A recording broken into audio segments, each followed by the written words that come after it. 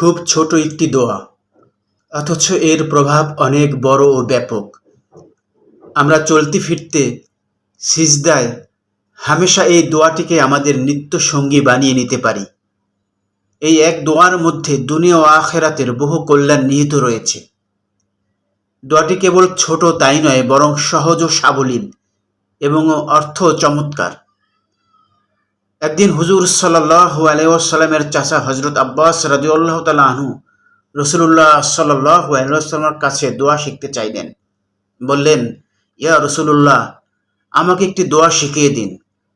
আল্লাহ রসুল সাল্লাল্লাহু আলাইহি ওয়াসাল্লাম বললেন, হে চাচা, আপনি বলুন, আল্লাহুম্মা ইন্নী আসআলুকাল আফিয়া, আল্লাহুম্মা ইন্নী আসআলুকাল আফিয়া।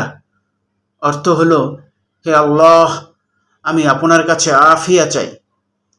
আফিয়া মানে হলো প্রশান্তি, নিরাপত্তা, বিপদ আপদ, দুঃখ দুর্দশা, অসচ্ছলতা, অসুখ বিসুখ থেকে আরোগ্য, কবরের আযাব থেকে রক্ষা, এমনকি জাহান্নাম থেকে বেঁচে গিয়ে জান্নাত লাভ। অর্থাৎ এক আফিয়া শব্দের মধ্যে বহু উপকারিতা বিদ্যমান রয়েছে। আব্বাস রাদিয়াল্লাহু তাআলা আনহু এই ছোট্ট দোয়াতে মন ভরল না। তিনি ভাবলেন, আমার তো এক দোয়াতে অনেক কিছুই চাই, এই ছোট দোয়াতে তা কিভাবে সম্ভব? তিনি আবার রাসূলুল্লাহ সাল্লাল্লাহু আলাইহি ওয়াসাল্লামের কাছে গিয়ে বললেন, ইয়া রাসূলুল্লাহ, দোয়াটি তো অনেক ছোট, আমি তো আরও অনেক বড় দোয়া চাই। আল্লাহ রসুল সাল্লাল্লাহু আলাইহি ওয়াসাল্লাম মুচকি হাসলেন এবং বললেন, প্রিয় চাচা, আপনি আল্লাহর কাছে আফিয়াই চান।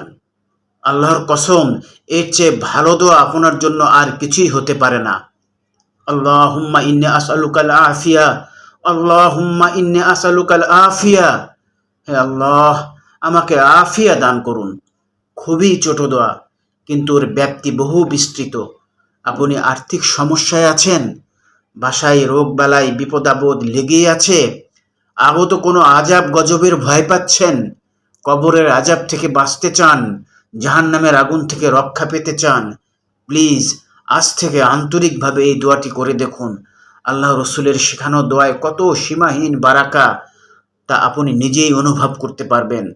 আল্লাহুম্মা ইন্নী আসআলুকাল আফিয়া, আল্লাহুম্মা ইন্নী আসআলুকাল আফিয়া। হে আল্লাহ, আমাকে আফিয়া দান করুন। আমিন।